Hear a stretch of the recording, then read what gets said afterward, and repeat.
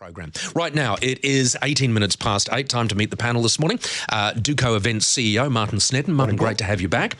And TV personality, Suzanne Paul. Suzanne, great to have you along. Yes, good morning. Let's start with, I'll just ask you that, you guys the question, signature dish. I am picking, Martin, just from what I know of you, that you actually would be a bit of a dab hand in the kitchen, and I bet you do have a signature dish. I do. And I love cooking, and I found actually it was a real stress relief in the various jobs I've done. But my signature dish is hot chili prawns with chorizo sausage. Love it.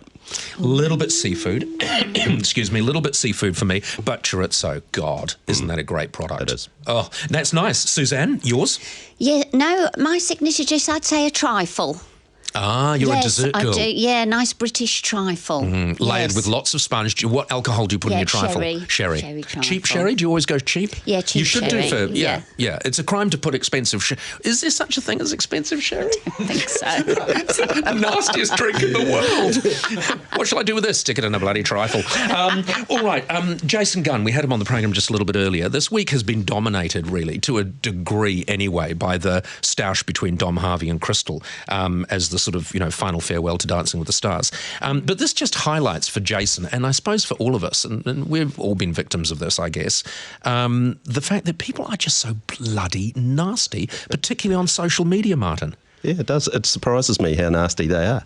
I don't read it. A very experienced guy in media said to me a few years ago, if you're going to get upset by it, don't read it. Yep. And if you don't read it, you don't get upset. And so that's what I do. But you must have seen some of the things that presumably these absolute rubbish, nasty twats on a regular basis. There's some really, really nasty stuff written. But if you read it, you get hooked up in it. If you don't read it, you don't. And I wonder, actually, if that's the problem with these nasty people on social media, Suzanne, that they actually read someone else's nasty comment and they try and outdo them. And before you know it, they are working each other up, even though they're criticising you or me or Martin. Yes, and I found the best thing is I don't reply to them because, yes, I'm on the social media quite a lot and they're on there slagging you. I just delete them straight away and then I block them. Do you get slagged off much? Oh, I do, yes, yeah. But I just don't read it. So how do you... Delete okay, so you don't read it, but you must see these things and know some horror. And the thing is inaccurate and nasty in that. How do you have a thick skin? Yes, you have to have a thick skin in this business, don't you? And I am easy target. And no, as soon as I see it, I'm like delete, and block. I don't want any negativity or any nastiness. There's no need for it.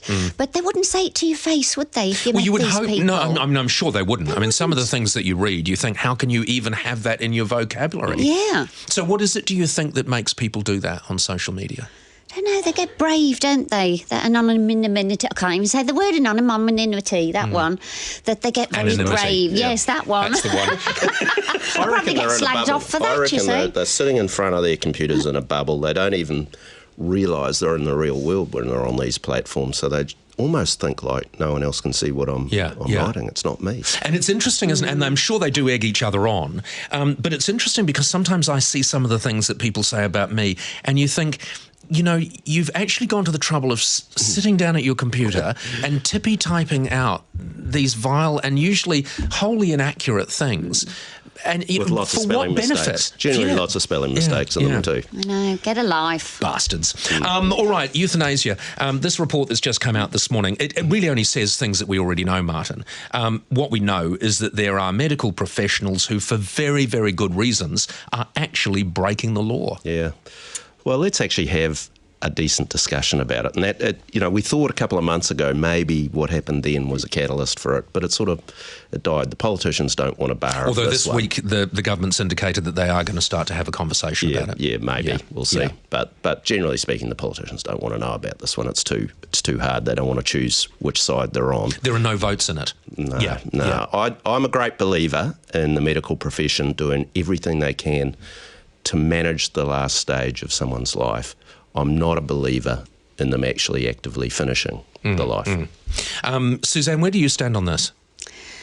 Wow, it's a tricky one, isn't it? Because I'm such a control freak and I've always been very much in control of my own life, and I'd like to think that I could be in control of my own death. See, that's the perfect response, because that is the issue that you hear so many people say, that surely this should be my choice. Yes. That's where I'm at. It The should be danger, my of course, choice. is creating legislation that protects people from others abusing what would be their choice. Yes. So that's the tricky thing. Yes. No such thing as perfect legislation. Martin Snedden and Suzanne Paul, our panellists, will be back in just a moment.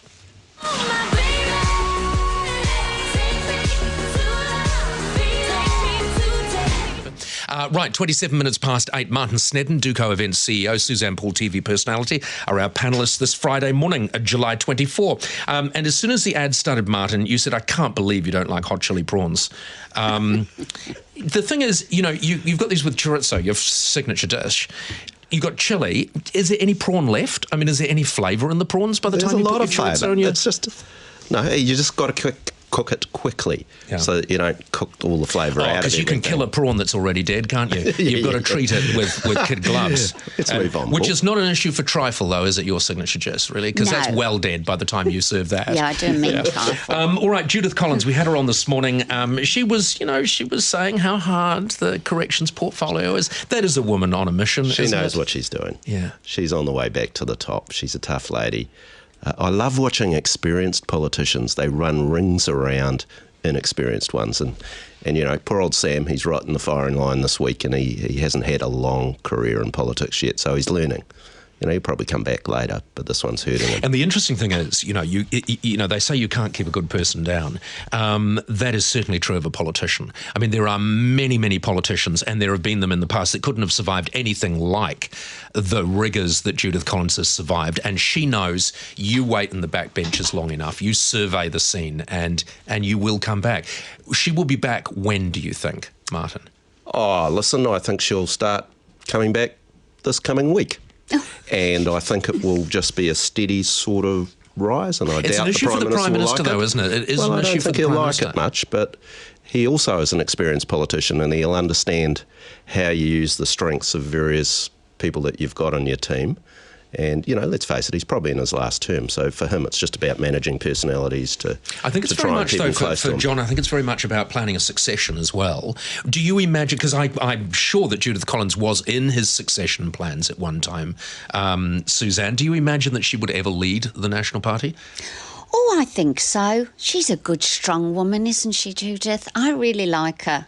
I just passed her in the corridor, funnily enough, and she said, Suzanne, I'm wearing one of your skirts. Not that that's got anything to do with this, but she was. She bought it from my shop a couple of years really? ago. Yes, isn't that nice? Because she's a bit vertically challenged, like myself. Short. Yes, It's if just, you like. it's just, she's got a stoic build, hasn't Yes, she? that's a nice word for it. Yeah. Stoic, yes. And she is a stoic sort of a lady, isn't she? But no, I don't know if it'll be this week, but I think she's definitely nudging On the herself way back in there. She's certainly got plenty of personality, Yeah. and she's got plenty of ability too. We haven't seen the half of that yet. Martin Snedden and Suzanne Paul, thank you both very much for joining us. Pleasure having you in the studio. It's 8.